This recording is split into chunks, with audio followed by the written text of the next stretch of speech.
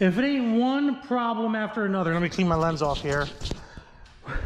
If it isn't one problem after another with this truck. Oh my God. Hold on, let me gotta get a thumbnail with the truck in it now. Got to. Because it's everything's a freaking problem with this truck. Everything. It drives me nuts.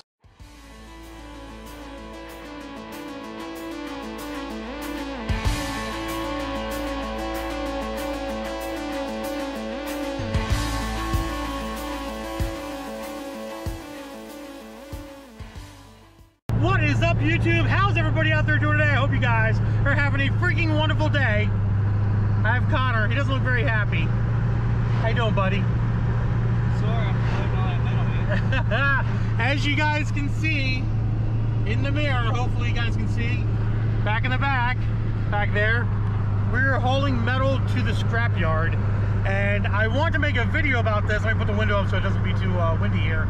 I want to make a video of this because I just wanted to see how efficient these rough country shocks were with all this weight back here. So we loaded up a bunch of heavy steel, light steel, and then aluminum on top of the light steel. We're gonna go ahead and get to the, which one are we going to? Beartown. We're going to Beartown Scrapyard, and we're gonna weigh this thing. What's your guess? 2,500 pounds. No, there's no way. No way it's 2,500 pounds. I'm thinking maybe 15. That's what I'm thinking, 1,500 pounds. Nah, we have at least 75 rotors. We do have literally, we got more than 75 rotors. We got way more than 75 rotors, boss. Probably got 100 rotors in there, 120 rotors. But so far so good, and I will say, which way am I going? Oh, okay. I don't know where I'm going, so I gotta pay attention. Do the math. What? Let's say each rotor weighs 15 pounds. There goes your freaking guess. You tard. What do you mean? If each rotor weighs 15 pounds, you just said we had 100 rotors, it's 1,500 pounds. Ah, something's right. So there, that blows your guess right out of the water. You're right. Shut up. I won't talk about it anymore. Gotta pay attention so I can pull out of here and not get ran over. So we're gonna go, and the one thing I wanted to specify was, you know, driving the truck, obviously with me hauling the generators for John Dock and stuff, the Duramax Tuner 67mm turbo is doing fabulous. You can kind of hear it a little bit. And their tuner, actually have their tuner set on number 4, which is their sport economy mode, and it's towing really good. Even with all this weight in the bed. Hauling really good. Even with the weight in the bed, which we'll find out here in a minute. Oh, we're going that way? Okay. And it obviously does really good hauling the generators too, so can't complain. So let's get to the scrapyard and see what this thing weighs in at. And leave your guesses below, guys, in the comments below. Leave your guesses and let us know. Maybe whoever comes close to whatever the weight is at the end of the video, which we'll put it in at the end of the video, so be sure to watch till the end. We ain't gonna put it in once we get there. But whoever comes close, maybe I'll send them a DFR sticker or something crazy like that. But put your guesses below, guys, and let's get to the scrapyard. All right, guys, we're going up this freaking hill on 322 East, and you can hear that Duramax tuner spooling up. Ooh, look at that! Oh, here we go. Oh, here we go. Woo! Up the good old hill. Look at that. She's just moving along like nothing. Like she don't even care. She's like, whatever. Boost power. Woo! There she goes again. Oh yeah. Give her hell, Vern. Give her hell. Alright, we're here. Where do we go? On the scale. Beartown Recycling.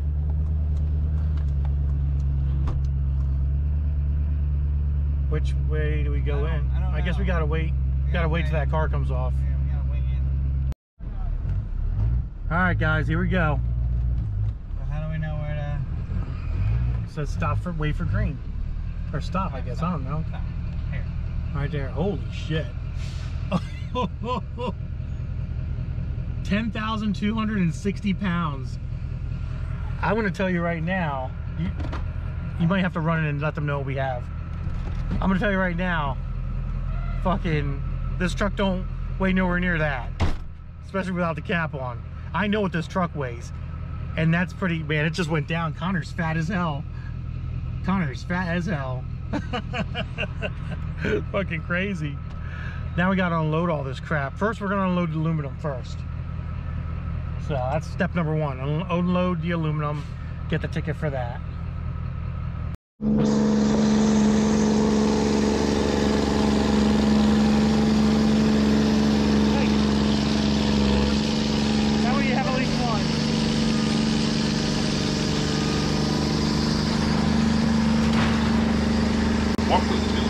Go back, back, back, back.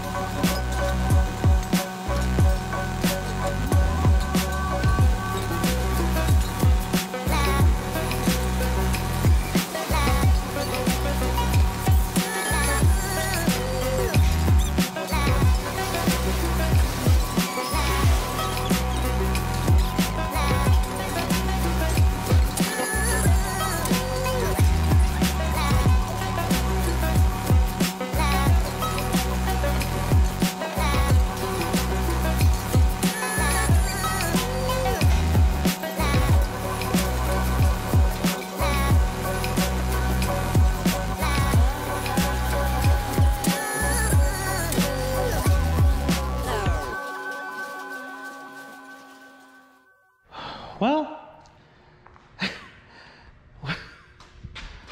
if it ain't one problem after another, let me clean my lens off here. If it isn't one problem after another with this truck, oh my God. Hold on, let me gotta get a thumbnail with the truck in it now. Got to, because it's everything's a freaking problem with this truck, everything. And it drives me nuts. All right, guys, we are back at the shop and we unloaded our load of metal back here in the back. It's all gone.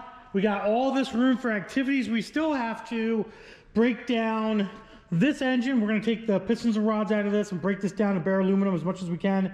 Same with this transmission.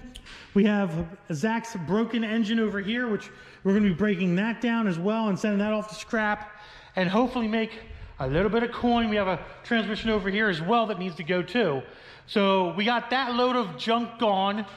In the next week or so, we're gonna break down this stuff here and get that out of our lives as well.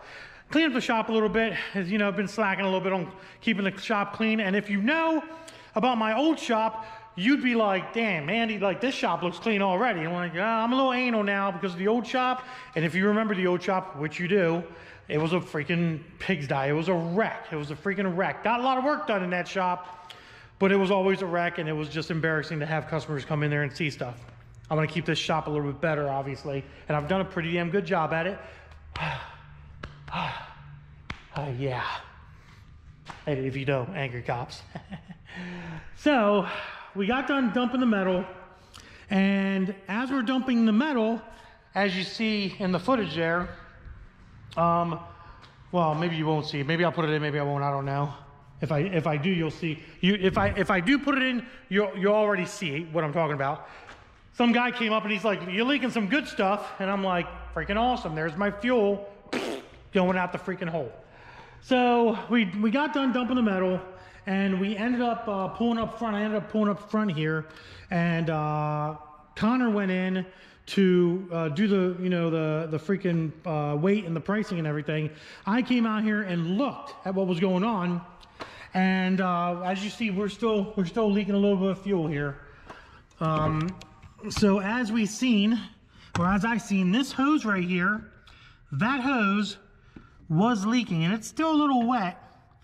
I had to basically unclamp that thing and move the clamp back and make it back to the shop, hopefully without that blowing. The nice thing is I stopped at Advance and I got me some hose. And I also noticed down here, if you can see, hopefully you can, that hose is a little wet too. So these are both 3/8 hoses. And when I stopped at Advance, I figured, you know what, I'm gonna get some new clamps here and new hose. So we got all that stuff. Connor ended up leaving. I'm gonna stay here. I'm gonna let the truck cool down a little bit and go ahead and start tearing it into this thing a little bit. Because obviously I cannot have a truck that has a fuel leak. Number one, fuel costs are through the freaking roof. Shit's not cheap anymore, as many of you know. Comment below what your gas pricing and your fuel pricing is in your area. I'm kind of curious, you know, what the fuel costs are in your area out there. But yeah, comment below, let me know. I'm kind of interested. So we're gonna go ahead and we're gonna pull this hose off, pull the other hose off, and fix that. Hopefully address that issue. I did get 225 PSI hose, which is gonna be more than enough for this setup, and it'll be fine. It's biodiesel fuel hose for fuel injection as well, so it's good to go. And then also at the end, we'll show you how many pounds that metal was. You're gonna be interested, trust me. And how much. Also, you'll be interested how much money we made off of that pound. So stick around to the end of the video as well again, and you'll see that. But let's get working on this Duramax and get her fixed. That way she's not leaking fuel anymore, guys. Okay, so I made a little bit of a boo-boo. As you can see, it's all leaking out the bottom there. My lens is dirty again. It wasn't a fuel hose. It's a actual coolant hose for the turbo, is what that is. Right there is the bad hose. We actually got coolant hose here. I actually have coolant hose, which I'm gonna put on there and stop that from leaking. Then we'll move up to the CP3 pump and we'll fix that. But as you guys can see, yeah, that was just a water hose. I thought it was a coolant or a fuel hose, but it's off. But it does go to the turbo. So not that big of a deal. I was afraid it was a fuel hose for some reason. I guess it's not. So good. That's awesome. I think that might have been my leak the entire time, to be honest, because maybe it wasn't fuel after all. Maybe it was just antifreeze that was dripping out from that hose. And that hose was broke. Like you can see my spots here. And I don't think that's fuel.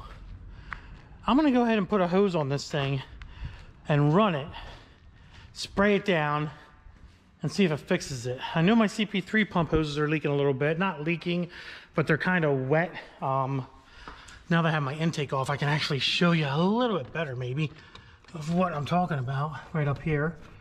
Hopefully you guys can kind of see that hose down there. It's a little wet, but it's not crazy wet. Now, to be honest with you, every time it did leak, when it leaked, I never checked if it was fuel or anything. I just automatically assumed, to be honest, it was fuel because it had like a color, you know, a color to it. But it's not. It's actually antifreeze. So that's a plus.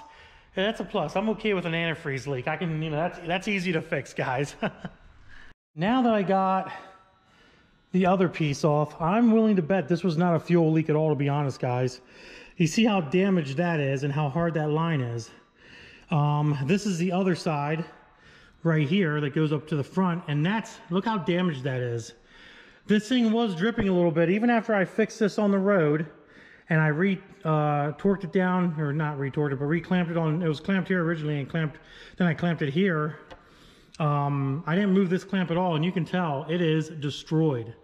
It was probably seeping out of here as well. I think, to be honest, I'm pretty sure I had a coolant hose leak and never even a fuel leak, to be honest, which is a great thing. I am not complaining.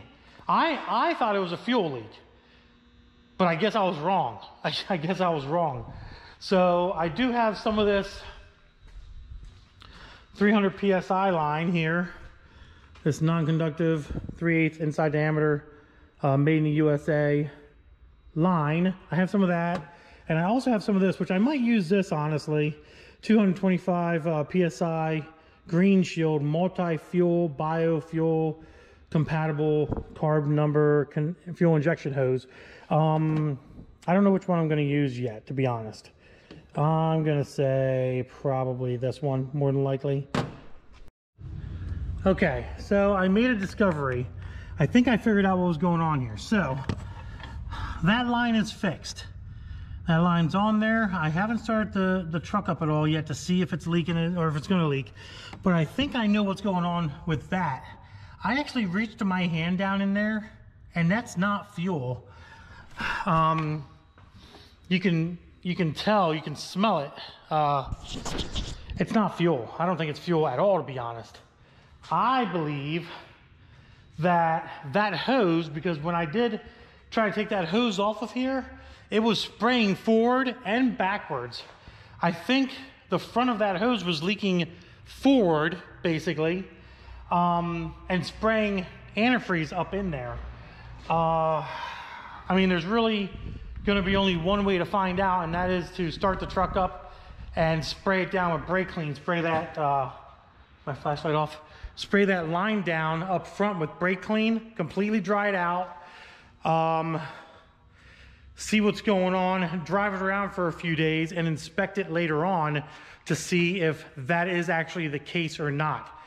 Unfortunately, I don't know, but the nice thing is, now that the antifreeze line is fixed, I can go ahead and get this thing going good again. It's obviously not going to be leaking anymore because the fuel line, or not the fuel line, I keep calling it the fuel line. It's obviously not going to leak anymore because that coolant line is now fixed. So that was my problem all along. I thought it was fuel. It was not. It was actually coolant. I should have known better, because fuel, as you can tell, that's fuel. That is diesel fuel right there from my pump. You see how it dries up, soaks in real bad, and dries up real fast into the pavement? So when I was here this morning loading up the metal, this puddle, which I showed you earlier, has not dried up. It's because it's antifreeze. Antifreeze does not dry up like fuel does. So that's what leads me to believe that that line was spraying up front towards the CP3 pump and making it wet, and it was just perfect timing. Unfortunately, it was just perfect timing of when I put my AIRDOG in, which is working fabulous, by the way. Perfect timing for putting my AIRDOG in to a couple days later, that line going to shit. But honestly, guys, sometimes timing is just timing, unfortunately. But you can tell just by looking at that line has been, this is the front, this goes towards the front. So you can see it would be spraying, it would be positioned like this. It'd be spraying up like this and spraying, and it's actually spraying down, and then this was probably spraying up as well towards the front. So hopefully that solves our problem. We're gonna go ahead and start the truck up, fill up the antifreeze system. Obviously some came out, obviously. So we're gonna have to top off the coolant system and everything and go from there. So wish me luck, guys, wish me luck. All right, we topped off with some GM orange junk. Let's go ahead and start her up. Turn the heater on, all that fun jazz. All right, turn that heater on high. And hopefully let her warm up a little bit, check for leaks, drips, or errors. And then actually what we'll do is we'll back her up too out of the shop.